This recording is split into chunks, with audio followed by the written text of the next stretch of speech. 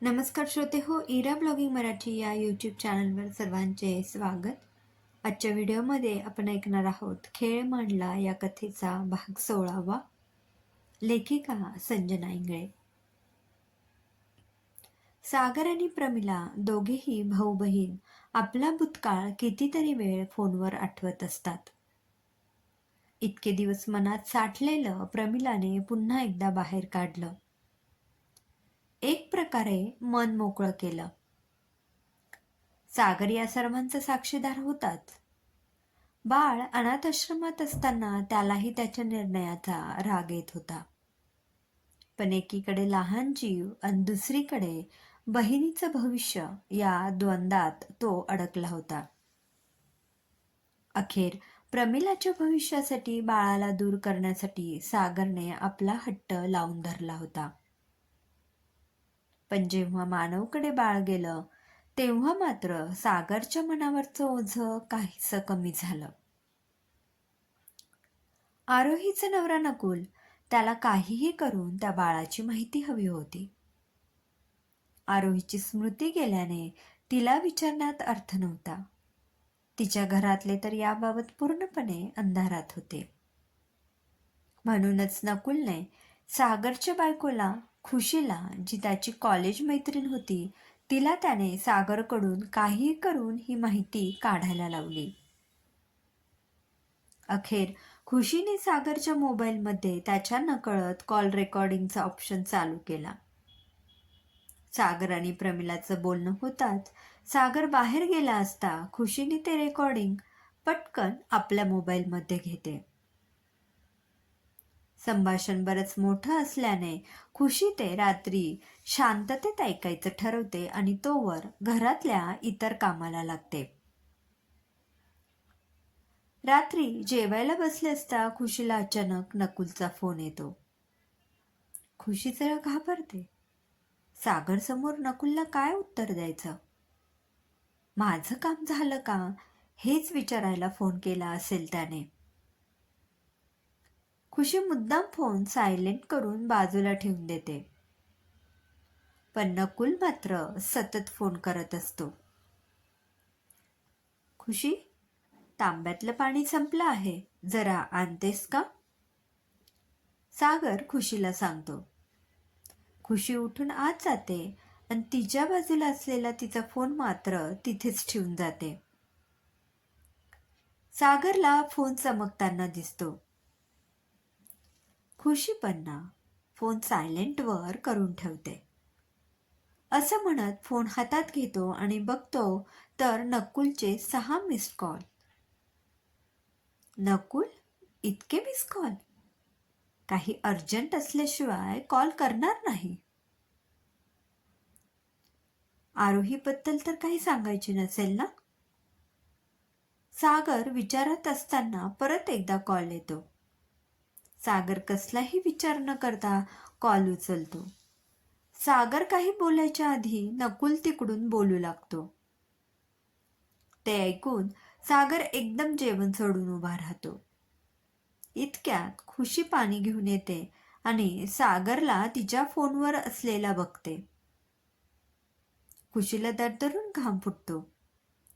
नकुलचा phone येत होता. काय बोलला असेल तो? सागरला सगळं समजलं नसेल ना? खुशी घाबरून सागरकडे बघते. सागर म्हणतो, तू तिथेच थांब, मी येतो. काय झालं? फोन सायलेंटवर नको ठेवत जाऊस. नकुलचा फोन होता. त्याची गाडी आपल्या घराजवळ 2 किलोमीटरवर बंद पडलीये. मदत मागतोय तो. खुशीचा जीव भांड्यात पडला. तिला वाटलं आता आपलं भांडं फुटणार की काय. तू थांब घरी, रात्रीची वेळ आहे, मी येतो जाऊन. असं म्हणत सागर पटापट जेवण आटपून नकुलच्या मदतीसाठी निघून गेला. खुशीने पटापट सगळं आवरलं आणि आपल्या खोलीत हेडफोन लावून सागर आणि प्रमिलाच्या संभाषणाचे रेकॉर्डिंग ऐकू लागली. खुशी लक्षपूर्वक सगळं ऐकत होती.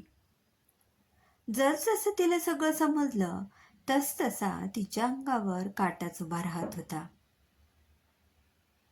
आरोहीचं प्रेम, मानवला घरातून असणारा विरोध, ती बिझनेस टूर, आरोहीच्या घरी समजणं, तिला गावी पाठवणं, गावी तिच्या बाळंतपण होणं, प्रमिलाने तिची घेतलेली काळजी, मामीचा सौदा, नंतर झालेला अपघात आणि आरोहीची गेलेली स्मृती, हे सगळं अगदी डोळ्यासमोर घडतंय की काय असं खुशीला वाटू लागलं. तिच्या डोळ्यातून पाणी यायला लागलं. हे असलं काही झालं असणार याची तिला कल्पनाही नव्हती. ही गोष्ट इतकी नाजूक होती की तिला गुपिताच्या चौकटीत ठेवणंच योग्य होतं. माफ करा प्रमिला ताई, पण माझी मैत्री आड आली आणि मला हे करावं लागलं. खुशीने तिचं काम केलं. नकुलने सांगितल्याप्रमाणे तिने त्या बाळाची पूर्ण माहिती काढली होती. ती आरवी मानवकडे असलेली ती मुलगी, तीच आरोही आणि मानवची मुलगी, तिच्या वडिलांकडेच दत्तक म्हणून मोठी होते. आता हे सगळं नकुलला सांगायला हवं. एव्हाना सागर घरी आला. दमल्यामुळे लागलीच त्याला झोप लागली. सागर झोपलाय लक्षात येताच खुशी बाल्कनीत आली. तडक नकुलला फोन लावला. हॅलो नकुल. हा खुशी, थँक्स हा. सागर अगदी लगेच मदतीला धावून आला. आता पोहोचलोय मी घरी सुखरूप. तू काय म्हणतेस? आणि हो, मी सांगितलेली माहिती काढली का? हो नकुल, ते पुढचं बोलायच्या ऐवजी खुशी एकदम शांत झाली. तिच्या डोक्यात विचारचक्र फिरू लागलं. मेंदूला झिंझिण्या येऊ लागल्या. काय सांगायचं नकुलला? आरवी आरोहीची मुलगी आहे म्हणून? नकुल त्या बाळामध्ये स्वतःचं बाळ शोधतोय.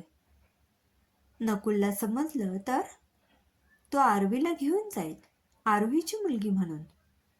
आरोही आता आई होऊ शकत नाही म्हटल्यावर हक्काचं मूल का सोडेल तो? आणि आरोही, तिचं काय? ही मुलगी तुझी आहे, मग ती कशी, कुणापासून, हे सगळं तिला पचेल? बरं, आरवी उद्या गेली आरोहीकडे आणि मानवकडे तर आरोहीच्या आई वडिलांना काय उत्तर देणार? मानव आणि आरोहीला मुलगी होती म्हणून कसं स्वीकारतील ते हे सत्य?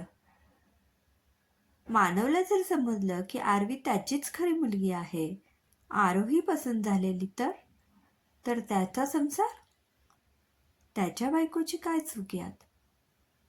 आणि उद्या आरोही आणि मानव आरवीसाठी एकत्र आले तर नकुल आणि मानवच्या बायकोने कुठे जायचं? खुशीला समजलं हे गुपित मोठ्या तळमळीने बाहेर प्रमिलाताई का पडू देत नव्हत्या ते. हे सत्य जर बाहेर आलं तर कोणाचा ना कोणाचा तरी संसार मोडणार होता. आयुष्यात वादळ उठणार होती. नानाविध प्रश्न निर्माण होणार होते. पुढे काय होऊ शकतं याची कल्पना करताच खुशीला घाबरायला झालं. काय ग, बोल ना, मी एकटाच बोलतोय. काही नाही, पोचलास ना सुखरूप, तेच विचारायचं होतं. खुशीने ते गुपित शेवटी गुपितच जतन केलं. पण त्या रात्री तिला झोप आली नाही. रात्रभर आरोहीच्या आयुष्यात घडलेलं सगळं डोळ्यासमोर उभं राहत होतं. प्रमिला मोठ्या ओझ्याखाली जगत होती. तिच्या घरी अनाथाश्रमातील लोक घरी आल्यानंतर तिच्या नवऱ्याच्या मनात मात्र शंकेची पालचूक चुकली.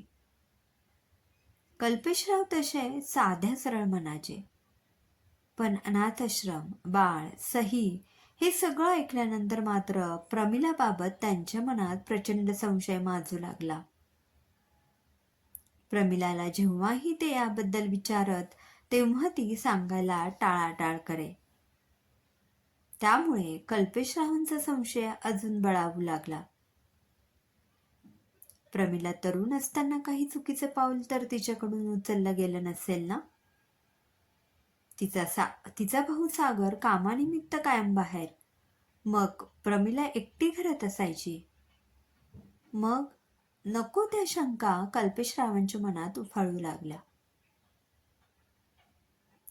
नकुल, किती दिवस आपण असं एकमेकांच्या साह्याने जगायचं रे? आरोही, अचानक काय झालं तुला? समाजात राहतो आपण, जोडपी बघतो, त्यांच्या मुलांना घेऊन किती आनंदाने जगता येते. आपल्याला नाही म्हटलं तरी आयुष्य काढायचं आहे. आणि आपलं ठरलंय ना की आता आनंदाने जगायचं. नकुल एकदम नर्वस होतो. माहितीये, आपल्याला बाळ होऊ शकत नाही, पण एखादा दुसरा मार्ग असू शकतो ना.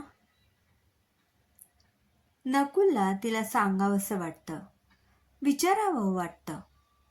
अपघाताच्या वेळी ते बाळ कुणाचं होतं? तू का माझं बाळ म्हणून ओरडत होतीस? पण डॉक्टरांनी सांगितलं होतं, आरोहीच्या मेंदूवर ताण पडेल असं काहीही करायचं नाही म्हणून. दोघेही त्यांच्या बाल्कनीत उभं राहून ही चर्चा करत असतात. आरोहीचं लक्ष खाली गार्डनमध्ये खेळत असलेल्या मुलांकडे जातं. तिथे एक आई आपल्या मुलाला तिच्या बेबी सिटर सोबत बागेत आणते आणि मुलाला त्या बाईसोबत सोडून परत जात असते. का कोण जाणे, आरोही एकदम विचलित होते. नको ग त्याला सोडू, शेवटी तूच आई आहेस, तुझी सर नाही येणार त्या बाईला. नकुल एकदम दचकतो. आरोही अचानक ओरडू लागते. तिला नियंत्रित करणं कठीण होत होतं. क्रमशः. श्रोते हो, कसा वाटला कथेचा हा भाग? कमेंटमध्ये नक्की कळवा. पुन्हा भेटूया कथेच्या पुढील भागात. धन्यवाद.